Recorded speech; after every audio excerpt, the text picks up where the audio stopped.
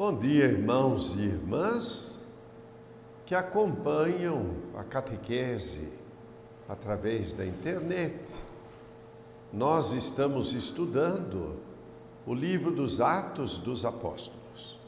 Eu digo, estamos estudando não só no sentido de tomar um conhecimento intelectual em relação à palavra de Deus, mas a receber, a acolher a palavra de Deus e fazê-la ecoar na nossa vida, para que a nossa vida testemunhe o que o Espírito de Deus inspirou para que tudo isto fosse escrito e transmitido para nós através destes 2000 anos da vida da igreja. Nós estamos no livro dos Atos, capítulo 21, e vamos continuar a partir do versículo 27. Ao fim de 7 dias, os judeus vindos da Ásia viram Paulo no templo, amotinaram todo o povo. Lembrando bem, Paulo foi a Jerusalém para atestar que ele não estava contra os costumes dos judeus e nem a sua fé. Foi ao templo para cumprir votos de outros companheiros. É nisto que ele é visto. E lançando-lhe as mãos, gritava: ó judeus, valei-nos! Este é o homem que por toda parte prega a todos contra o povo, a lei e o templo. Além disso, introduziu até gregos no templo e profanou o lugar santo. É que tinham visto Trófimo, de Éfeso, com ele na cidade, e pensavam que Paulo tivesse introduzido no templo. E qual seria o problema de Paulo ter levado Trófimo com ele? É que Trófimo era grego e pagão, e seria uma profanação que um pagão tivesse entrado no templo. Um incircunciso tornaria o templo, então, impuro. Mas Trófimo não estava com Paulo. Alvoroçou-se toda a cidade, com grande ajuntamento de povo. Agarraram Paulo, arrastaram-no fora do templo, cujas portas se fecharam imediatamente. Como quisesse matá-lo, o tribuno da corte foi avisado de que toda Jerusalém estava amotinada. E ele tomou logo soldados e oficiais e correu aos manifestantes. Estes, ao avistarem o tribuno e os soldados, cessaram de espancar Paulo.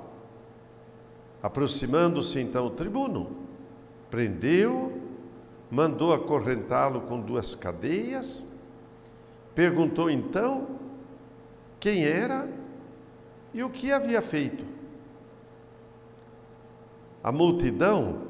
Na multidão, todos gritavam de tal modo que, não podendo apurar a verdade por causa do tumulto, mandou que ele fosse recolhido à cidadela, isto é, ao quartel onde estava o exército romano. Quando Paulo chegou às escadas, foi carregado pelos soldados, por causa do furor da multidão. O povo seguia em massa, dizendo aos gritos a morte. Olhem bem o procedimento do tribuno. Ele, não podendo escutar qual era a acusação, sem ouvir de Paulo e sem ouvir dos acusadores, mandou acorrentar Paulo. A lei romana não permitia que isto fosse feito, pois para prender uma pessoa era necessário primeiro escutar a acusação, e não foi acusado. Além do mais, Paulo era cidadão romano, como mais adiante o livro dos Atos vai esclarecer. Assim, contra a lei, Paulo estava sendo preso. Até mesmo contra a lei dos judeus, que não permitia que uma pessoa fosse castigada sem que se comprovasse por testemunhas a acusação feita. Quando estava para ser introduzido na fortaleza, Paulo perguntou ao tribuno: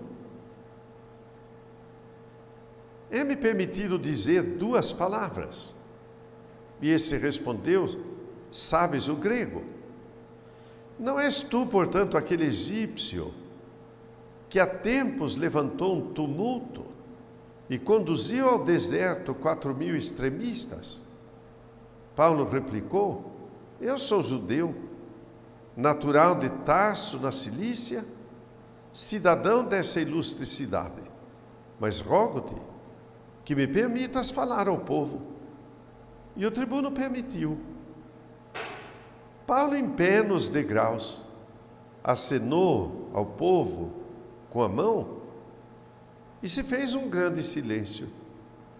E falou em língua hebraica deste modo: irmãos e pais, ouvi o que vos tenho a dizer em minha defesa. Quando ouviram que lhes falava em língua hebraica, escutaram-no com maior atenção. E continuou: eu sou judeu, nasci em Tarso, na Cilícia, mas criei-me nesta cidade, instruí-me aos pés de Gamaliel, com toda observância da lei de nossos pais, partidário e entusiasta da causa de Deus, como todos vós também o sois no dia de hoje. Eu persegui de morte essa doutrina, prendendo, metendo em cárceres homens e mulheres.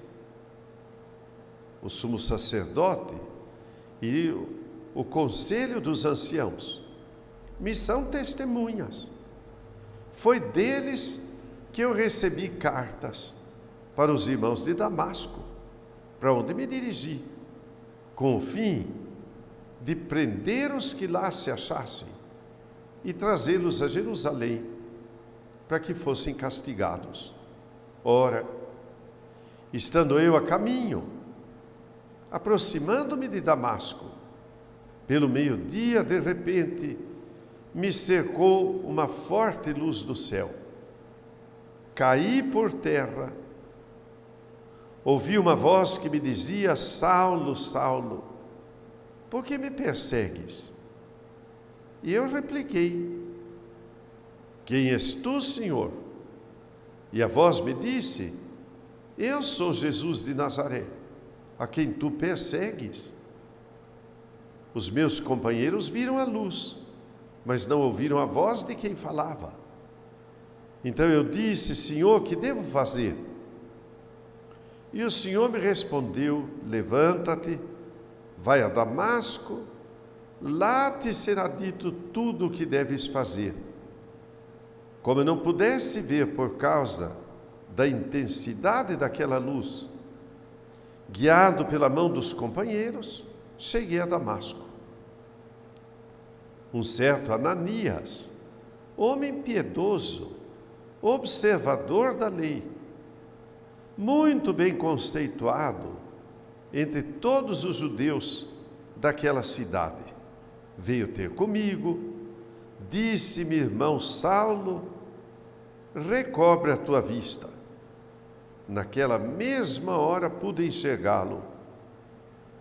Continuou ele: o Deus de nossos pais te predestinou para que conhecesses a sua vontade, visses o justo, ouvisses a palavra da sua boca. Pois lhe serás diante de todos os homens testemunha das coisas que tens visto e ouvido. E agora, por que tardas? Levanta-te, recebe o batismo, purifica-te dos teus pecados, invocando o seu nome. Voltei para Jerusalém. Orando no templo, fui arrebatado em êxtase e vi Jesus que me dizia: apressa-te, sai logo de Jerusalém, porque não receberão o teu testemunho a meu respeito. E eu repliquei: Senhor, eles sabem que eu encarcerava e açoitava com varas nas sinagogas os que creem em ti. E quando se derramou o sangue de Estevão, tua testemunha, eu estava presente, consentia nisso, guardava os mantos dos que o matavam. Mas ele respondeu: vai, porque eu te enviarei para longe as nações. Haviam-no escutado até essa palavra, e então levantaram a voz: tira do mundo esse homem, não é digno de viver. Lembremos apenas do início desse trecho, quando Paulo fala do seu encontro com Cristo. Era meio-dia, e eu vi uma grande luz. De propósito, a narração é colocada assim: quando a luz do sol era mais intensa, Paulo viu a luz. Quer dizer, todos aqueles que achavam que estavam vendo, porque a luz era intensa, agora podem reconhecer que sem a luz de Cristo não vemos a luz. Não oramos com o salmo: na tua luz vemos a luz, porque de fato é na luz de Cristo que vamos compreender toda a verdade que Cristo nos traz. E Paulo testemunha: fiel a Cristo, foi enviado a anunciar o Evangelho. E o povo então começa a gritar, exigindo a vida de Paulo. Como vociferasse e arrojasse de si as vestes e lançassem pó ao ar, o tribuno mandou recolhê-lo na cidadela, açoitá-lo, submetê-lo a torturas, para saber por que causa clamavam assim contra ele. Quando iam amarrando com a correia, Paulo perguntou a um centurião que estava presente: é permitido açoitar um cidadão romano, que nem sequer foi julgado? Ao ouvir isso, o centurião foi ter com o tribuno e avisou o que vai fazer. Esse homem é cidadão romano. Veio o tribuno e perguntou: dize-me, és romano? Sim, respondeu-lhe. E o tribuno replicou: eu adquiri esse direito de cidadão por grande soma de dinheiro. Paulo respondeu: pois eu sou de nascimento. Apartaram-se então dele os que iam torturá-lo. O tribuno alarmou-se porque o mandara acorrentar, sendo cidadão romano. No dia seguinte, querendo saber mais com exatidão de que os judeus o acusavam, soltou-o e ordenou que se reunissem os sumos sacerdotes e o grande conselho. Trouxe Paulo e o mandou comparecer diante deles. Cidadão romano, tinha todos os direitos e agora é conduzido com respeito para que aqueles que o acusavam expusessem os motivos. Paulo, fitando os olhos nos membros do conselho, disse: irmãos, eu tenho procedido diante de Deus com toda boa consciência até o dia de hoje. Mas Ananias, sumo sacerdote, mandou aos que estavam ao seu lado que lhe batessem na boca.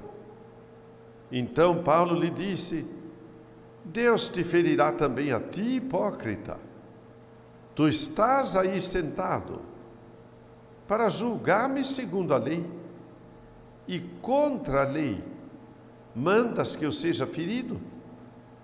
E os assistentes disseram: tu injurias o sumo sacerdote de Deus? Respondeu Paulo: não sabia, irmãos, que é o sumo sacerdote, pois está escrito: não falarás mal do príncipe do teu povo. Paulo sabia que uma parte do sinédrio era de saduceus e a outra de fariseus. E disse então em alta voz: irmãos, eu sou fariseu, filho de fariseus.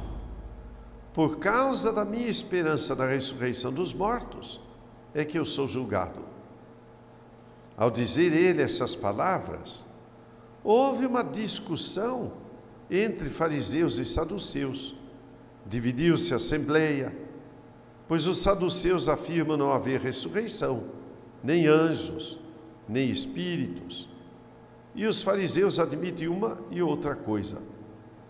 Originou-se então grande vozearia.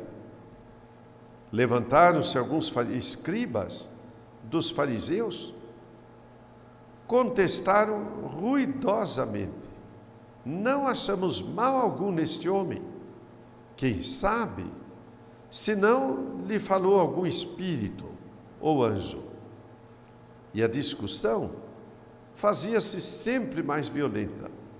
O tribuno temeu que Paulo fosse despedaçado por eles e mandou aos soldados que descessem e o tirassem do meio deles e o levassem para a cidadela. Na noite seguinte, apareceu-lhe o Senhor e lhe disse: coragem, deste testemunho de mim em Jerusalém, assim importa também que o dês em Roma. Não é porque Paulo era de Cristo que por um acaso não se defendeu.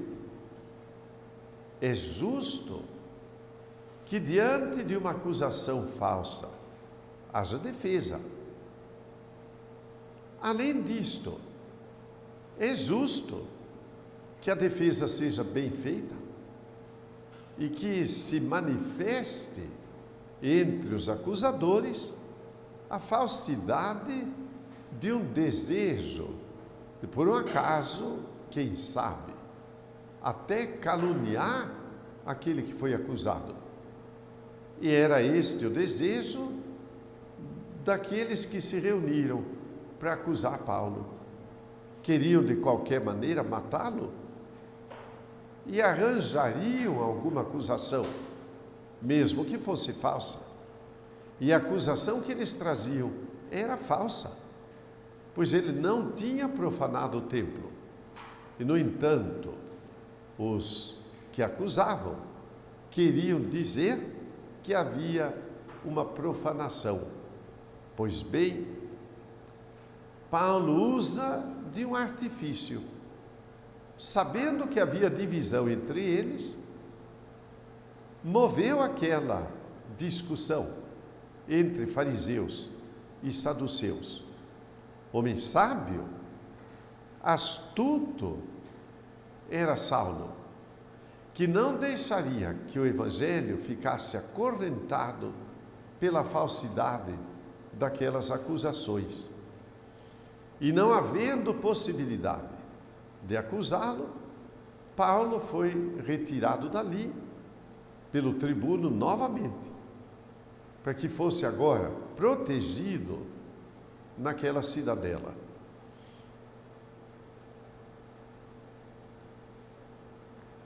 Quando amanheceu, coligaram-se alguns judeus, juraram com imprecações não comer nem beber nada, enquanto não matassem Paulo. Que coisa mais estranha! Deus é misericórdia. E eles juraram em nome de Deus matar sem misericórdia. Que espécie de atitude é esta?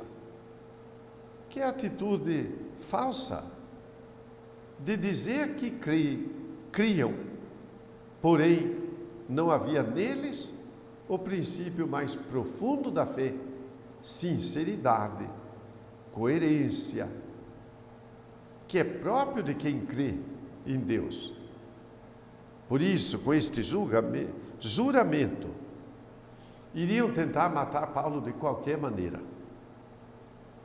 Eram mais de 40 pessoas que fizeram a conjuração. Foram apresentar-se aos sumos sacerdotes e aos cidadãos, dizendo: juramos solenemente nada comer enquanto não matarmos Paulo. Vós, pois, ide com o conselho, requerer do tribuno que o conduza à nossa presença, como se houvesseis de investigar com mais precisão a sua causa, e nós estaremos prontos para matá-lo durante o trajeto. Mas um filho da irmã de Paulo, inteirado da cilada, dirigiu-se à cidadela, comunicou a Paulo. Este chamou a si um centurião e disse-lhe: leva este moço ao tribuno, porque tem alguma coisa a transmitir.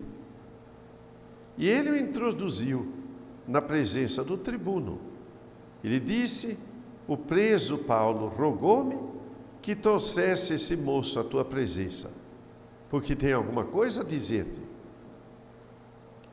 E o tribuno, tomando-o pela mão, retirou-se com ele à parte e perguntou: que tens a dizer-me?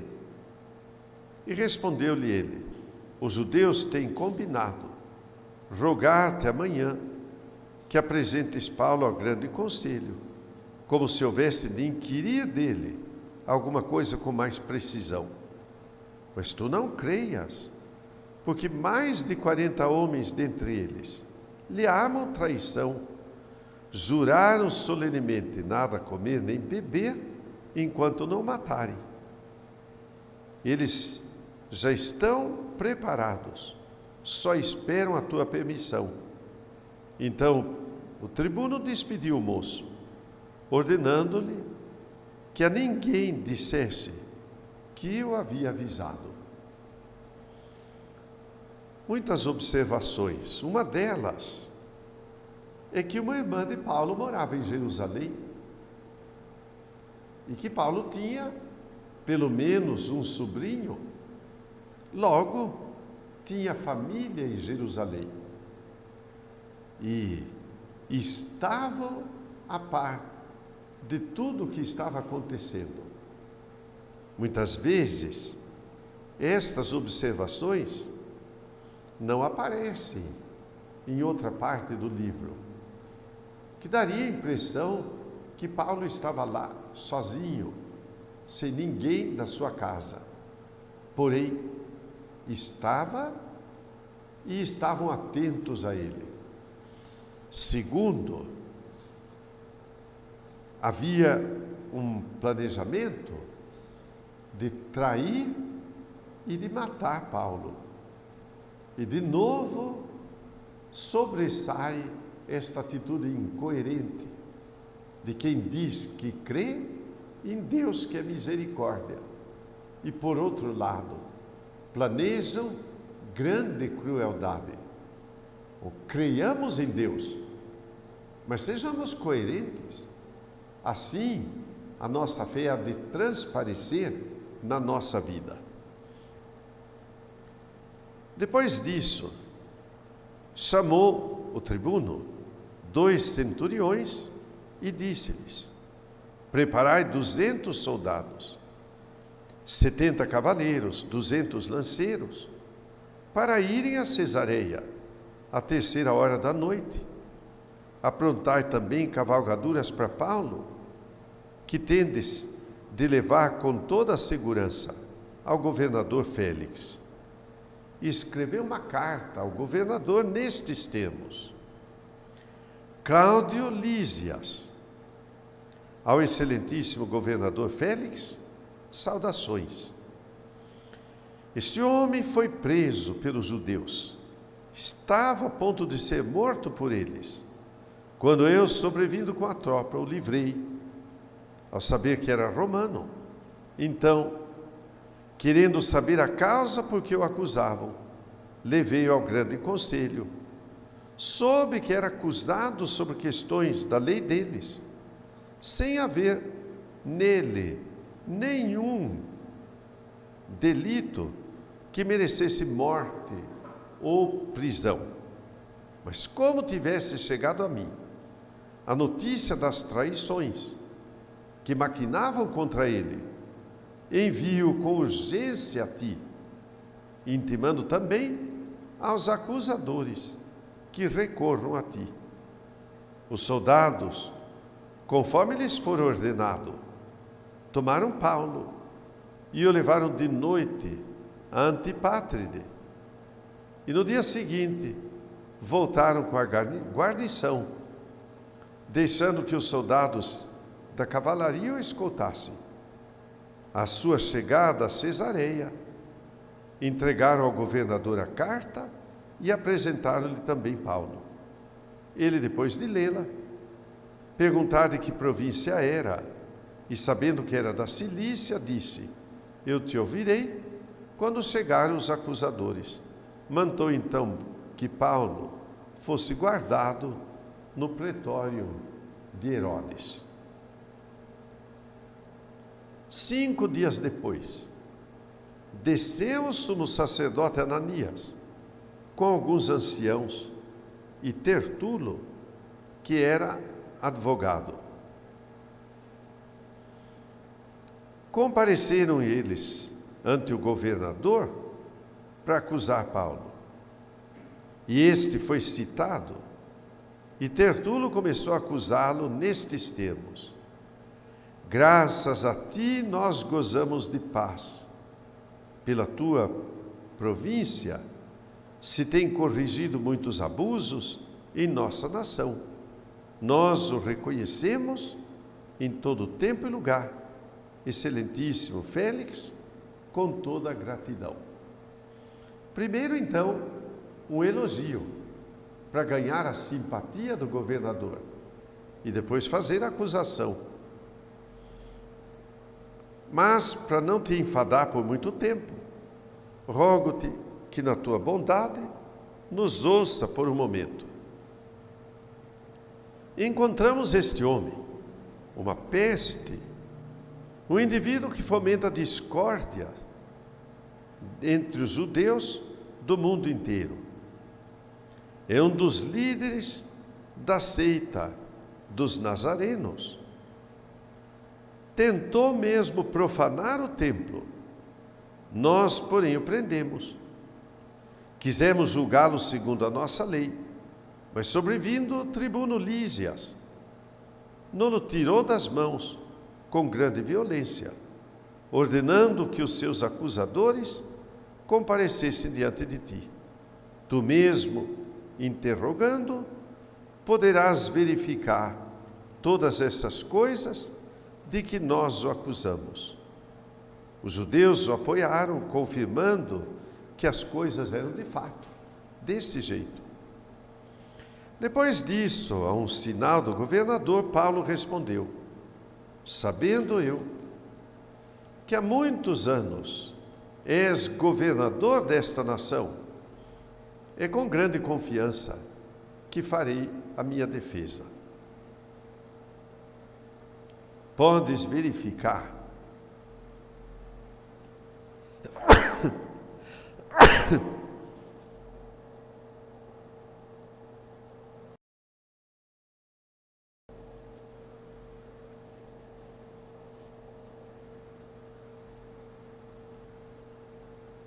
pequena pausa técnica.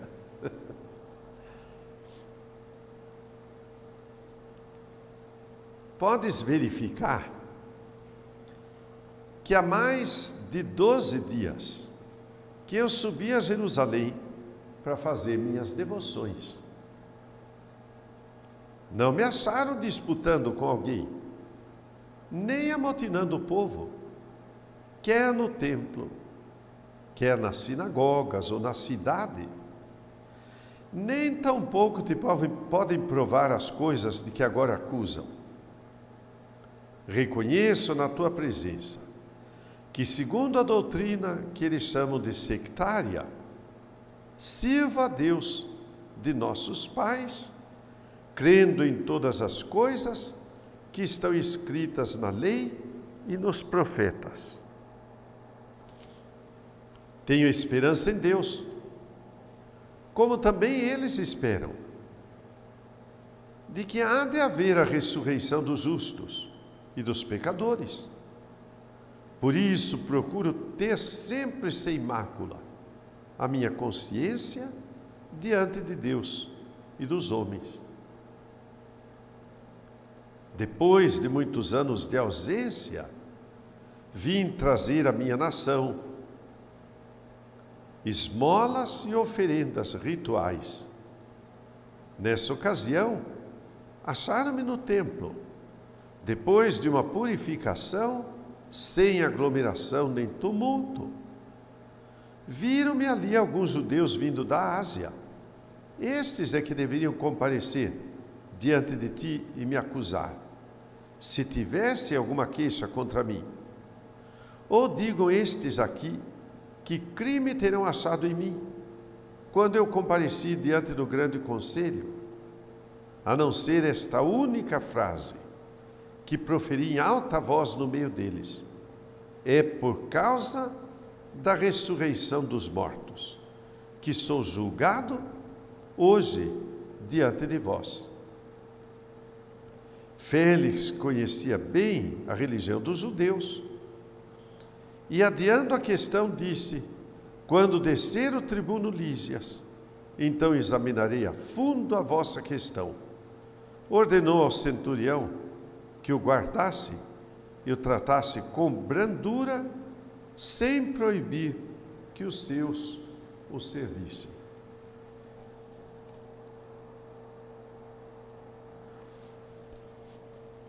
Passados que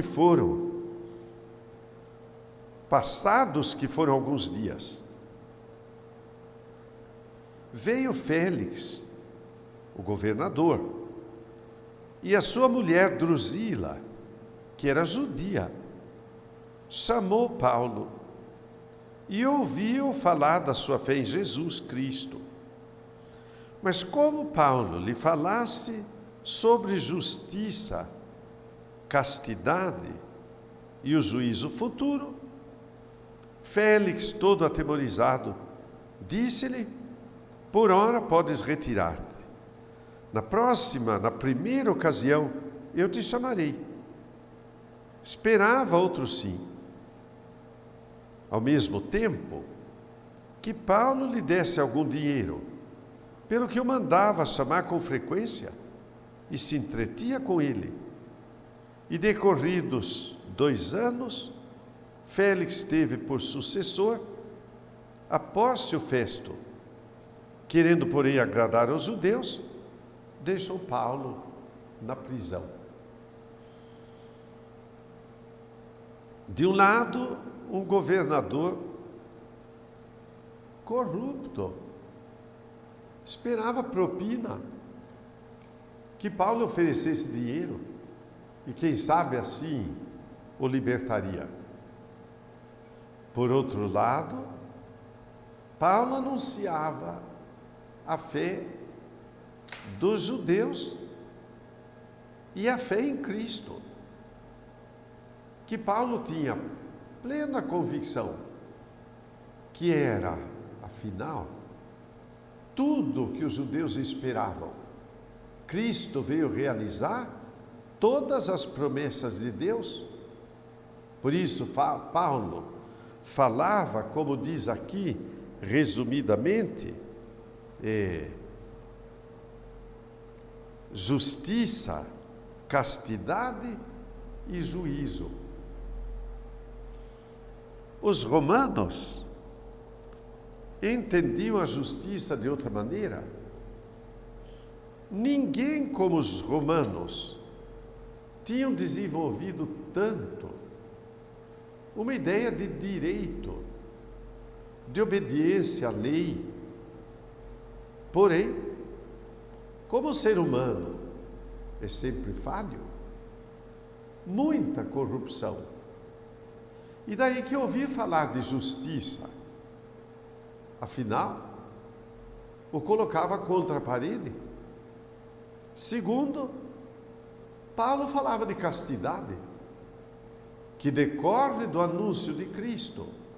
Cristo, o homem que viveu a pureza total diante de Deus. Esta pureza se mostra na sua entrega. Paulo não era dividido, não procurava satisfações, mas tinha o seu prazer em obedecer à vontade do Pai. E chamava todos a essa vontade. A castidade só pode ser entendida nesta pureza de Cristo. E como os romanos não tinham esta ideia de forma nenhuma e não prezavam a castidade, também se sentia colocado contra a parede, porque a falta da castidade era motivo para muita injustiça. E Paulo anunciava o juízo de Deus sobre a vida do homem, o que o assustava ainda mais. Se Deus há de julgar, o que há de ser de nós? Ele que não conhecia Cristo. Para Paulo, o juízo era motivo de alegria, como para nós deve ser motivo de alegria.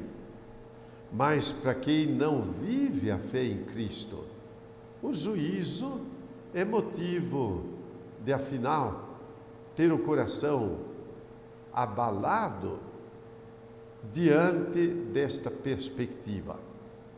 Creiamos em Deus, animemos com tudo isto que o livro dos Atos fala a respeito de Paulo e do anúncio do Evangelho, porque tudo isso nos anima a vivermos fiéis diante de Deus e a ser como Paulo, anunciadores do mistério de Cristo.